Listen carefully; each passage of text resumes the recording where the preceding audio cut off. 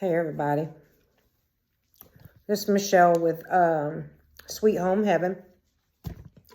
Don't forget to like, share, and subscribe, and hit the notification bell for whenever I put the video out. Normally, I do my Bible reading in the morning, but today hasn't been normally for me, so I'm doing it now. So I'm barely squeezing it in before midnight. But anyway, also, if you haven't checked out my other channel, Michelle Lokerson Vlog, over there I read a devotional a day from Jesus Calling by Sarah Young, and then the scripture references, and as well I pin a prayer that you can also pray along with me. All right, guys, so let's get started. Today is in Acts chapter 25. Now, what's different than in the morning time? Well, my memory's better, for one. All right, Acts chapter 25. Paul appears to Caesar. Now, when Festus had come to the province after 3 days, he went up from Caesarea, Caesarea, to Jerusalem. Then the high priest and the chief men of the Jews informed him against Paul, and they petitioned him, asking a favor against him, that he would summon him to Jerusalem, while they lay in ambush along the road to kill him. But Festus answered that Paul should be kept at Caesarea, and that he himself was going there shortly. Therefore he said, "Let those who have authority among you go down with me and accuse this man, to see if there is any fault in him." And when he had remained among them more than 10 days, he went down to Caesarea, and the next day, sitting on the judgment seat, he commanded Paul to be brought. When he had come, the Jews who had... Wait, let me read that over. I read that. And the next day, sitting on the judgment seat, he commanded Paul to be brought. When he had come, the Jews who had come down from Jerusalem stood about and laid many serious complaints against Paul, which they could not prove, while he answered for himself, "Neither against the law of the Jews, nor against the temple, nor against Caesar have I offended in anything at all." Guys, I apologize, but this is the way it goes for me. It's either they're barking or they're playing. But anyway, y'all, I forgive you. Right now, they decided they're going to chow down. Anyway, all right. But Festus, wanting to do the Jews a favor, answered Paul and said, "Are you willing to go up to Jerusalem and there be judged before me concerning these things?" So Paul said, "I stand at Caesar's judgment seat, where I ought to be judged. To the Jews I have done no wrong, as you very well know.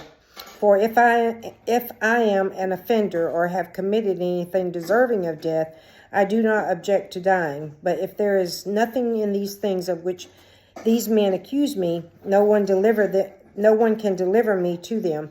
I appeal to Caesar." Then Festus, when he had conferred with the council, answered, "You have appealed to Caesar. To Caesar you shall go." Paul before Agrippa. And after some days, King Agrippa and Bernice came to Caesarea. Now he's drinking. The enemy does not want me to read this, I'm telling you. And after some days, King Agrippa and Bernice came to Caesarea to greet Festus. When they had been there many days, Festus laid Paul's case before the king, saying, "There is a certain man left a prisoner by Felix, about whom the chief priests and the elders of the Jews informed me when I was in Jerusalem, asking for judgment against him. To them I answered, it is not the custom of the Romans to deliver any man to destruction before the accused meets the accusers face to face, and has opportunity to answer for himself concerning the charge against him. Therefore, when they had come together without any delay, the next day I sat on the judgment seat and commanded the man to be brought in.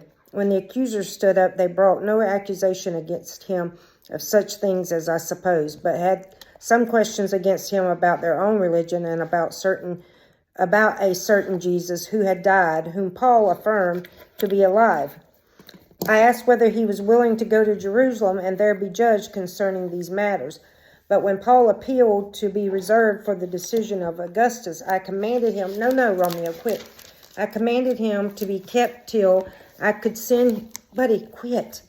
No, stop, please. Please, come on, I'm almost done. He's over here just licking my cup and everything. Help me, help me. Then Agrippa said to Festus, I also would like to hear the man myself. Tomorrow, he said, you shall hear him. So the next day, when Agrippa and Bernice had come with great pomp and had entered the auditorium with the commanders and the prominent men of the city at Festus' command, Paul was brought in.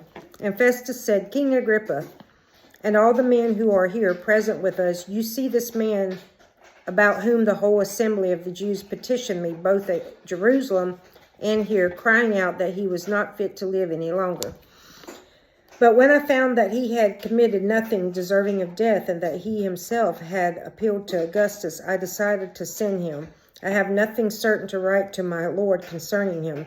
Therefore I have brought him out before you, and easily before you, King Agrippa, so that after the examination has taken place, I may have something to write.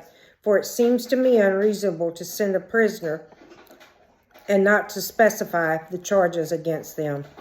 What does that sound like, guys?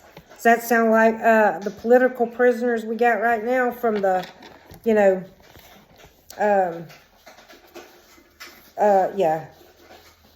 Y'all know what I'm talking about. The big party they had in the first month of the year. Anyway, okay, so this has one insight. It deals with Acts chapter 25, verses 13 through 22. King Agrippa and Bernice showed up at a crucial moment. The relatively inexperienced governor of Judea, Festus, was faced with a religious conflict between the Jews, led by the council and growing Christian movement represented by Paul. Agrippa and Bernice arrived just as Festus began to rule on the case. Festus, the Jews, and Paul all benefited from the couple's expertise in Jewish history and affairs. The brother and sister had watched their father govern Judea for years before Agrippa inherited the office himself. All right, guys. All right. So don't forget to hit the like, share, and subscribe, and hit the notification bell. And this is Sweet Home Heaven. Meet me over on Michelle Lokerson's vlog. As I'm gonna go over there and read a short biography of. I don't know who it is. Hold on, I can tell you. It is Johannes, Johannes, Kepler. I don't know. I'm about to know, though. I don't know if I'll be able to understand or be able to pronounce her name right. Anyway, guys, all right, so I'll meet you over there, 772, I think. I'm going to read this, and then I'm probably going to go eat. I tell you, it's just been and then at nighttime, I don't do too well at night, but I'm tell you what, I don't know. Sometimes I really do enjoy my solitude. But then, there's times where, I do enjoy Maddie's company. She and I, when we're not both, as long as we're both feeling okay, we enjoy each other's company. Oh, and I'm eating a sundae. I'm sorry, guys. That was inappropriate. All right. Sorry. See you over there, all right? Love y'all.